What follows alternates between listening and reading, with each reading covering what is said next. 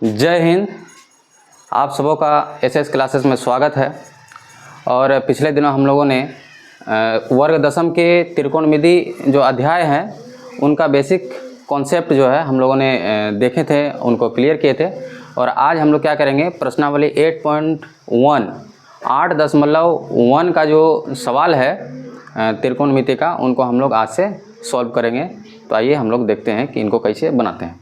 तो पहला प्रश्न है प्रश्नावली 8.1 का उदाहरण नंबर 1।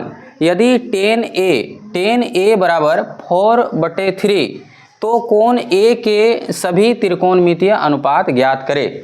देखिए, इस तरह का सवाल जब भी आएगा प्रश्नावली 8.1 में हम लोगों ने देखा था कि जो भी सवाल बनाएंगे उनको हम लोगों ने एक त्रिभुज मान लिए थे, मतलब कि वो त्रिभुज भी था, वो समकोण त्रिभुज था। तो त्रिकोणमिति में सामान्यतः हम लोग क्या करेंगे, समकोण त्रिभुज लेंगे। तो सबसे पहले क्वेश्चन पढ़ने के बाद हम लोगों को एक त्रिभुज बना लेना है, और वो कैसा त्रिभुज होना चाहिए, समकोण त्रिभुज होना चाहिए। अब समकोण त्रिभुज में हम लोग नाम दे देते हैं कोण A, B और C। और यहाँ पर हम लोगों को प्रश्न में दिया हुआ है, तो हम लोग देखिए वर्ग दशम का ये प्रश्न है, और अगर प्रश्न के उत्तर को आप अच्छा से लिखते हैं तो आपको पूर्ण जो है पूरा अंक आपको मिलेगा। तो उसके लिए आपको कुछ स्टेप बाय स्टेप आपको बनाना है। तो सबसे पहले जो प्रश्न में दिया हुआ है उसको हम लोग लिखते हैं।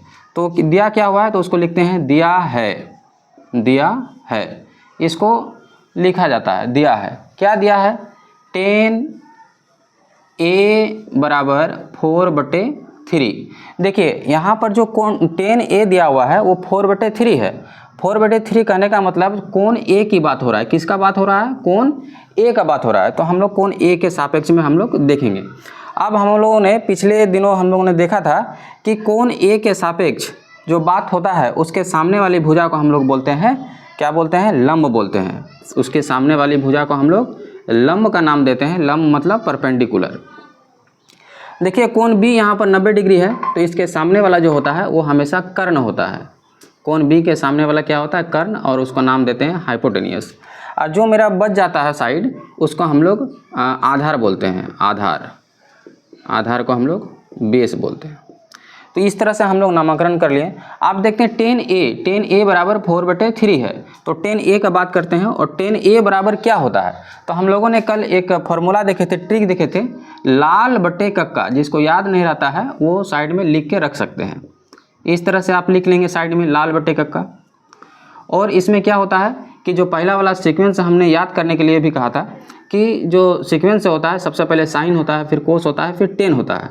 तो टेन के लिए हम लोग इसको ध्यान से देखेंगे, क्या है, लंब बटे आधार, लंब बटे आधार। तो यहाँ पर tan A बराबर 4/3 दिया हुआ है, तो tan A बराबर होता है लंब बटे आधार। तो हम लोग यहाँ लिख देंगे लंब बटे आधार, लंब बटे आधार। देखिए लंब बटे आधार लिख दिया, और इसको बराबर से इधर लिखेंगे 4/3, यानी कि ये लंब और आधार का अनुपात हमें प्राप्त हो गया है।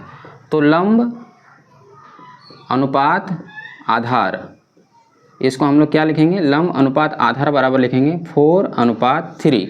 अब इतना लिखने के बाद ये जो हमारा लंब और आधार का अनुपात है, लंब और आधार का ये अनुपात है।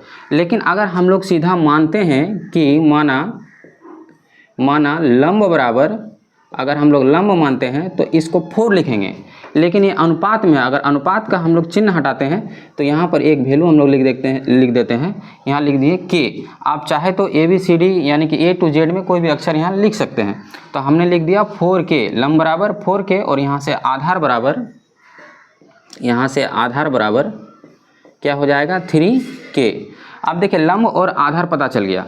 लेकिन अगर हम लोगों को साइन थीटा का मान निकालना है, साइन A का मान निकालना है, तो यहाँ देखते हैं लंब बटे कर्ण है, लंब बटे कर्ण है, मतलब यहाँ हम लोगों को कर्ण पता नहीं है। तो सबसे पहले हम लोग क्या करेंगे, कर्ण निकालेंगे।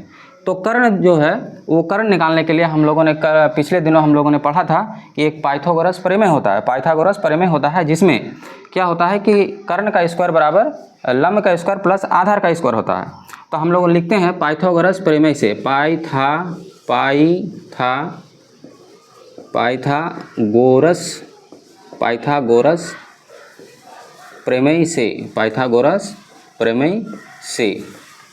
प्रमेय से क्या होता है कि कर्ण का जो स्क्वायर होता है वो लंब का स्क्वायर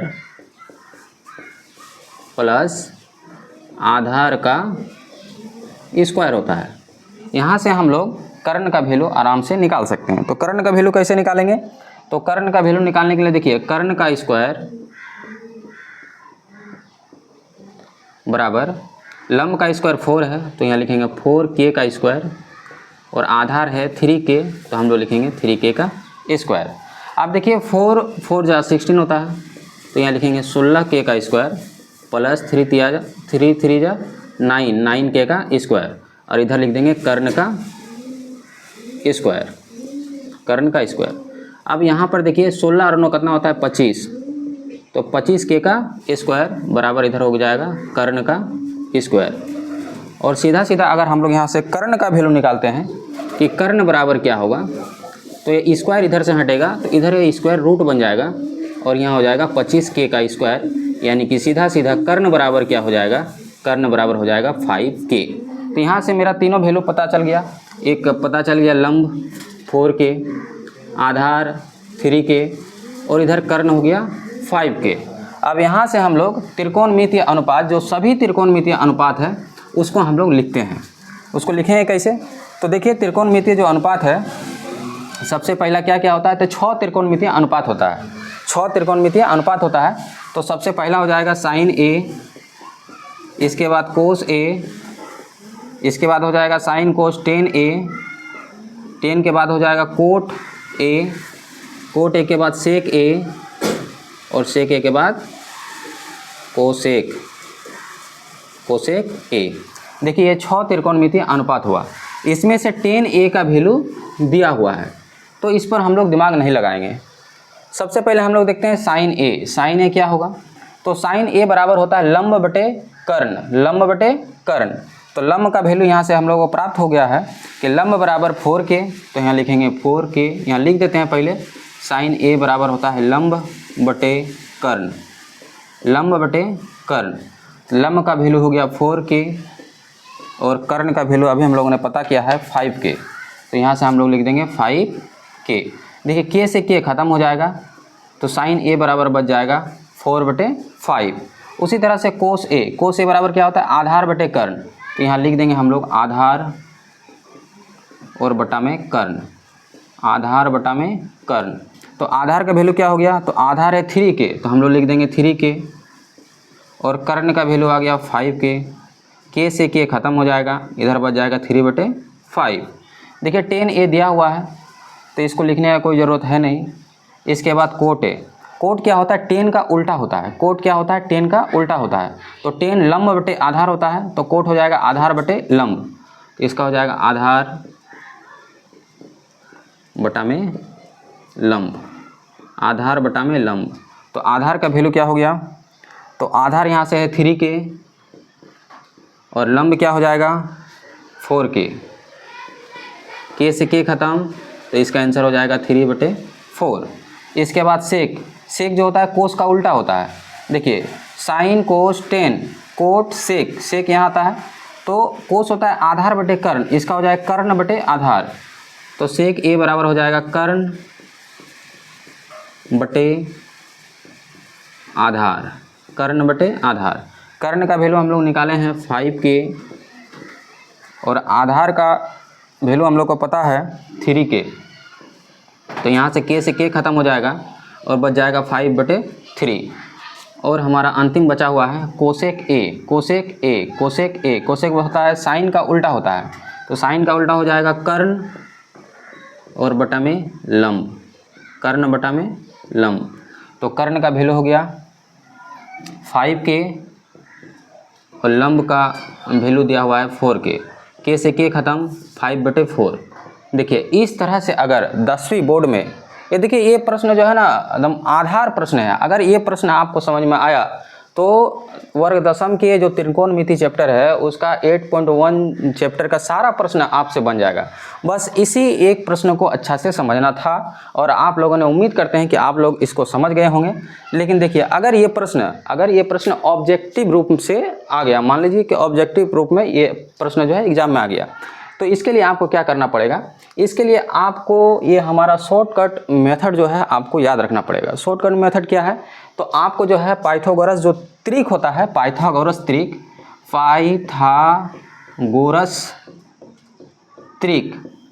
पाइथागोरस त्रिक आपको याद रखना पड़ेगा। पाइथागोरस त्रिक अगर आप याद रखते हैं तो आपको देखिए इतना सारा जो तामझाम है, इतना सारा तामझाम से आपको छुटकारा मिल जाएगा। वो कैसे मिलेगा, तो आपको प्यारा सा पाइथागोरस त्रिक है, आपको याद रखना पड़ेगा। देखिए हम कुछ त्रिक आपको लिखा दे रहे हैं, आप अगर इसको याद रख लेते हैं तो आपको बहुत आसानी से ये सवाल आपसे बन जाएगा। क्या है कि पहला पाइथागोरस त्रिक है 3 4 5। देखिए 3 4 5 याद रखना है, 3 4 5, 3 4 5 ये पाइथागोरस त्रिक है। देखिए ये फॉर्मूला से ही आएगा। हम लोग यहाँ 3 और 4 दिया हुआ था, 5 हम लोग को निकालना था, तो 5 निकालने के लिए हम लोग को इतना सारा प्रोसेस करना पड़ा। अगर आपको ये याद रहता तो डायरेक्ट भी आप बना सकते थे। कब, जब आपका प्रश्न ऑब्जेक्टिव रूप में आएगा। सब्जेक्टिव अगर आ गया तो इससे 5 नंबर आपको प्राप्त होगा, लेकिन आपको जल्दी जल्दी सवाल को बनाना है एग्जाम में, तो इसको आपको याद रखना पड़ेगा। पहला हो गया। दूसरा आपको ट्रिक याद रख सकते हैं 5 12 से 13, 5 12 से 13। देखिए 5 12 से 13 बनता है। अगर 5 12 दिया हुआ है तो आप डायरेक्ट 13 माइंड में आपको आ जाना चाहिए, 5 12 से 13। आपको तीसरा आप याद रख सकते हैं 3 4 से 5, 5 12 से 13। इसके बाद आप 7 24 से 25 याद रख सकते हैं, 7 24 25, 7 24 25। और आपको आप अगला याद रख सकते हैं 7 24 25। इसके बाद आप याद रख सकते हैं 8 15 17, 8 15 17। और आप याद रख सकते हैं 9 40 से 41, 9 40 41।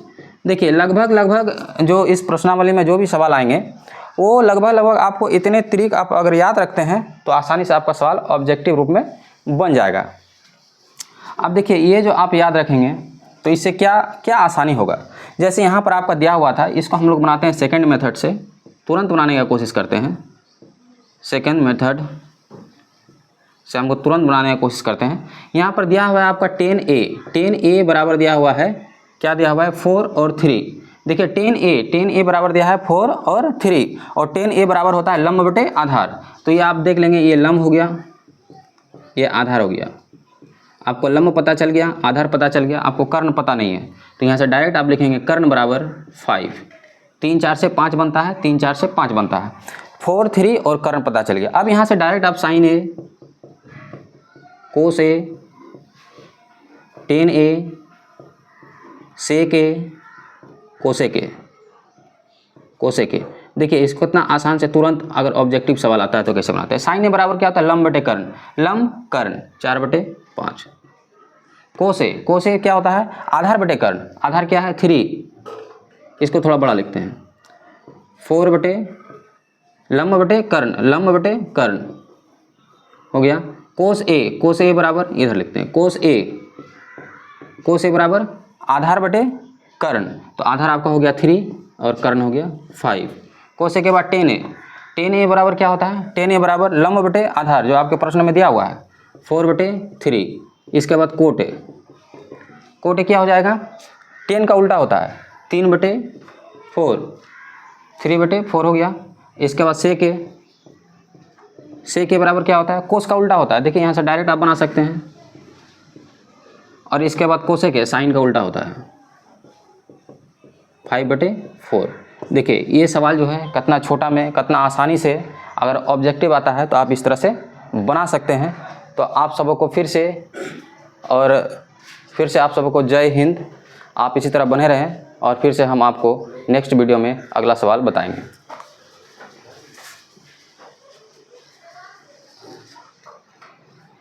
हेलो तो